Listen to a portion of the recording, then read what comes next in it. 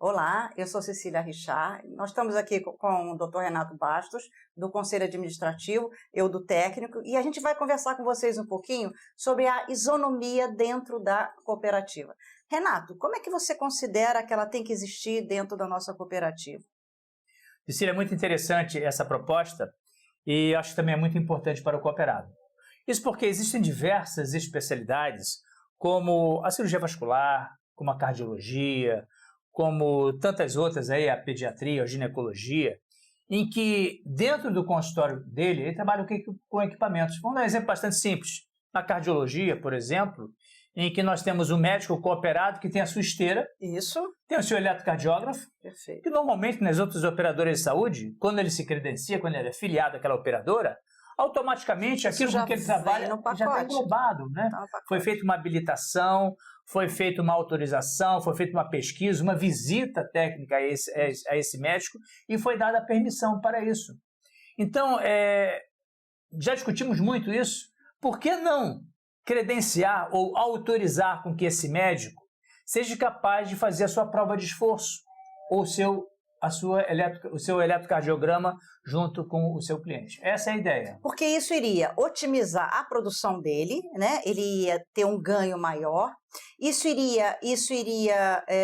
Aquele exame iria ser feito de alguma maneira. Ou iria para uma rede terceirizada, correto? Ou ele iria fazer na própria clínica dele. E por que não beneficiar ele? Lógico, ele tem que atender todo um protocolo de uma capacitação técnica, uma capacitação de equipamento que atenda toda a regulação solicitada. Mas uma vez isso estando tudo bem enquadrado, por que não permitir a ele essa opção? Exatamente isso. A gente vê muito isso, Cecília.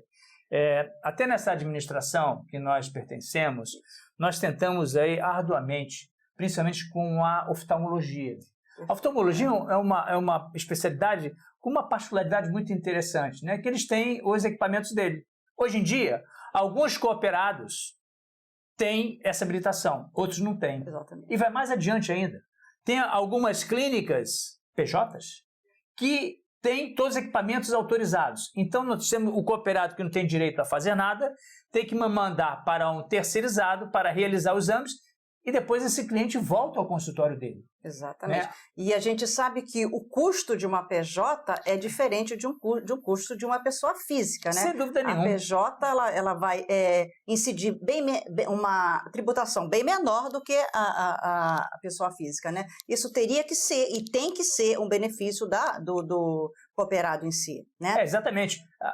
A ideia, você lembra que nós temos uma outra proposta de aumentarmos a quantidade de dinheiro a ser distribuído ao cooperado? O percentual. Vem através dessas pequenas ações. Isso. Por que dar dinheiro para uma outra pessoa se por acaso esse cooperado não pode ganhar essa receita? Lembrando que essa PJ, né, Renata? Essa PJ, ela não paga dívida. Ela não tem nada no ombro, nas costas. Ela só vem se beneficiar. E o cooperado não. Ele paga a dívida, ele paga uma tributação elevada, por que não otimizar a produção dele, né? Exatamente, né? Então, até pouco tempo atrás, eu estava na especialidade da cardiologia, que tem muito cardiologista que tem Doppler dentro dos seus consultórios. Doppler, prova de esforço. Exatamente, Doppler de carota, Doppler femoral. Que é a rotina deles, rotina dele, é o dia a dia deles. Né? Então, ele posterga um diagnóstico, ou seja, está ali com o cliente e o médico, e o equipamento do lado dele. Então, ele não faz esse exame, manda o paciente num outro dia para um outro profissional realizar o exame, aí ele volta para esse mesmo cooperado, nós vamos gastar, hipoteticamente, mais uma consulta, né? Isso. Então, eu acho que é otimizar o tempo do cooperado, do cliente, facilitar o exame, ou seja, resolver tudo num determinado momento. Isso é a maneira de você dar valor a uma empresa. Isso se resume, quem é o valor? É o cooperado. Então, ele tem que ser valorizado. Ponto.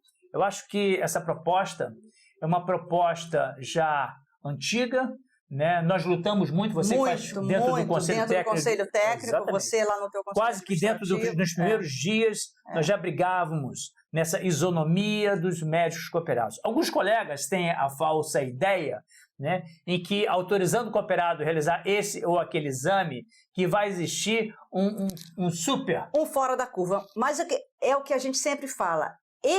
Esse cooperado vai ser avaliado. Se existir algum ponto fora da curva que chame a atenção, ele vai ser chamado com todo respeito, vai ser mostrado, porque muitas das vezes ele nem sabe como é que ele está evoluindo, se ele está dentro ou fora da curva, e com certeza, na maioria das vezes da qual a gente participou, a gente percebeu que ele entende, que ele aceita, que ele é dono, tanto para os gastos quanto para as receitas, e ele se adapta. Exatamente. Ou seja, a gente não vê dificuldade nisso, a gente só vê agregar valor a quem precisa ter. Eu acho que o Conselho Técnico ele é muito capaz de estabelecer os critérios, de estabelecer as normas, chamar toda a especialidade que esteja ou que tenha interessado nos seus equipamentos, estabelecer essa isonomia.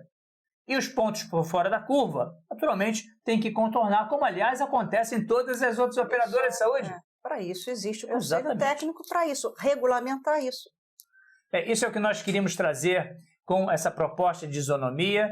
É uma proposta bastante interessante que abrange muitos cooperados e vai ajudar, sem dúvida nenhuma, a redistribuir a renda entre os nossos colegas. E segue o que a gente sempre achou e briga, valorizar o nosso cooperado.